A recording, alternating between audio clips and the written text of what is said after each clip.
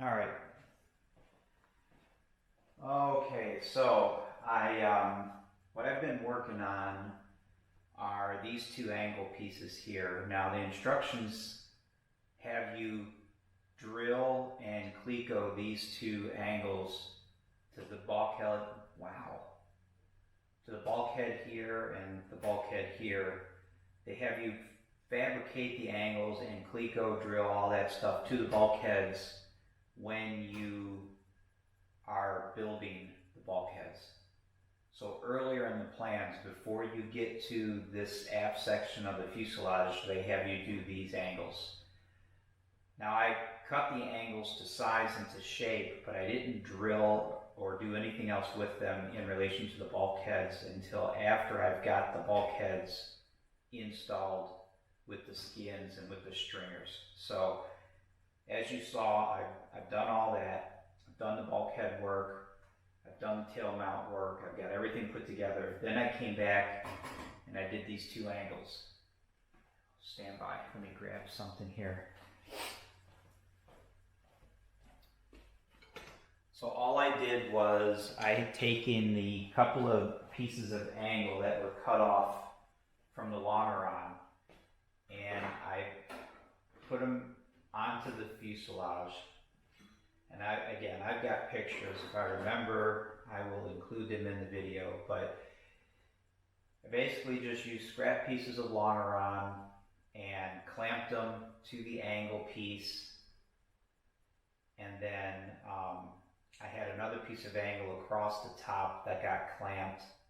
So the angle across the top kept this angle even with the edge of the fuselage, and then I clamped this angle, these two angle pieces to this angle to locate this angle height-wise, and then went ahead and did my typical marking with the drill bit, and then center punched over to the drill press, drill, and that was it. And then I did the same thing with this back one. I just used some of these angle pieces that were left over, fitted them back here, clamped them together, clamped them to this piece, so I had a piece like this. So these two get clamped together here, and then you can lay them right on the fuselage, and then the piece that you're working on gets clamped. That locates the height, and then of course you'll have to move your piece this way to center it, and then go ahead and match mark it, I should say, and center punch it, drill press it, come back and check the fit. So that's what I just did on both of these. And I've already drilled everything that you're supposed to drill. Again, they say, the instructions say from the top stringer down gets match drilled. You don't match drill the very forward bulkhead, which is 706. And of course, there's nothing to drill up here because you don't have the longeron in place. So I believe I have everything in place up to this point that's supposed to be in place. Everything is drilled. Now it's time to disassemble and do all the fun stuff, which is the cleanup, edge finishing, hole deburring, dimpling, countersinking if required, things like that. So that's next. Let me get at it.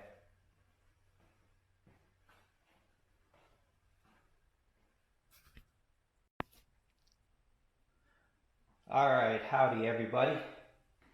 So I'm going to demonstrate how I cut the hole here on these 716 left and 716 right seat supports for the, I guess they call it the center section, the center fuselage section. So here's how the ribs come, and you're supposed to use the existing tooling hole and enlarge it to 1.5 inches, and then you go ahead and remove the rest of the material after you get the hole drilled. Now I'm not to that point yet. I'm just demonstrating how I drill this hole. So this tooling hole initially is 1/8 inch. I've used a step drill, and I've already stepped it up to one size below 1/4. My hole saw here the drill bit in the center of the hole saw is 1/4 inch. I have the drill bit sitting down past the teeth of the hole saw itself, probably close to 1/2 inch. And what that does, using a piece of hardwood, that will allow the drill bit to drill a hole into the wood, and that hole acts as a boss to help hold it center. So that drill bit will drill that guide hole into the wood before the hole saw starts to make contact with the aluminum. So I used my step drill, made that hole just a little bit bigger. Now I've got my wood in place. I've got my drill press on a nice slow speed. I've got the part so that it's up against this part of the drill press, so if anything catches, the part won't whip around on me. It's already held tight. So now I'll just go ahead and make that cut going with a nice slow feed.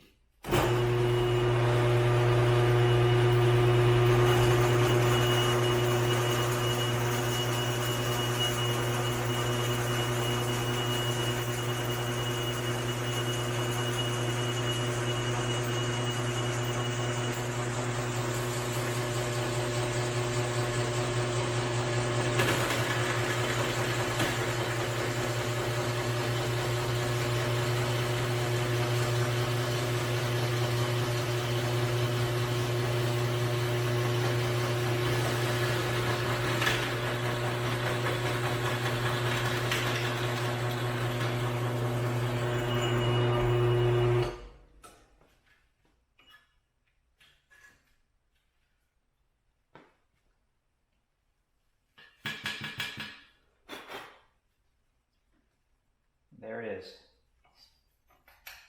I think that works nice. I have a fly cutter. I choose not to use it unless I absolutely have to. For something like this, the hole saw works really well, especially again if you have that drill bit drill itself into a piece of wood, and it will help hold this from chattering and rattling around more than it already does. All right, so now I'll move on to getting the rest of this material out of the way and talk to you later. Howdy, everybody. So I have the aft fuselage clecoed back together. I've already completely disassembled it and did all the mandatory deburring, edge finishing, dimpling, countersinking, all that good stuff. It is now back together and ready for riveting. So I've used every cleco that I've got, at least these small number 30 clecos. I've got all of them in. You can see the vast concentration is in the back here because this has always been not a problem area. I'm not going to go so far as to say it's a problem area. It's just there's a lot going on back here, and I really wanted to make sure that it was contained, so to speak. So I've got a decent amount of clecos back here. That's for darn tootin'. So next up will be the riveting. Now, a couple of things before I start that. One is, in another video I had talked about the J channels and how I had terminated them back here. And I sent Vans a bunch of pictures and email, and they responded and they said it's no problem. It's not the preferred method, but ending the J channel here as opposed to cutting it at an angle and having it come from this corner back at an angle, that's no big deal. They said having it the way that I have it is just fine, and it still picks up this rivet location here, and it carries through and it picks up this rivet location here as well. Now I did get them cut correctly on the front half.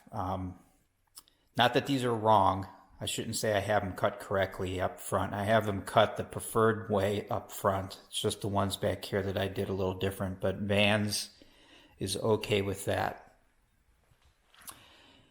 And I had the plumb bobs on here, and I checked for twist, and it's very, very close. I mean, just considering it's sitting up basically on a tabletop, it's very, very close to being twist free. The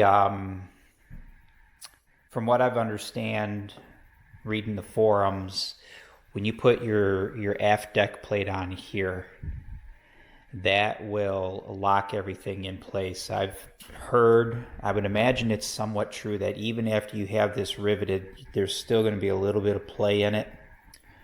So get it close, and then we'll have to lock it down before we put this top plate on. So I think that's all I've got for now. Like I said, I'm going to start riveting, and I'm going to take my time. And I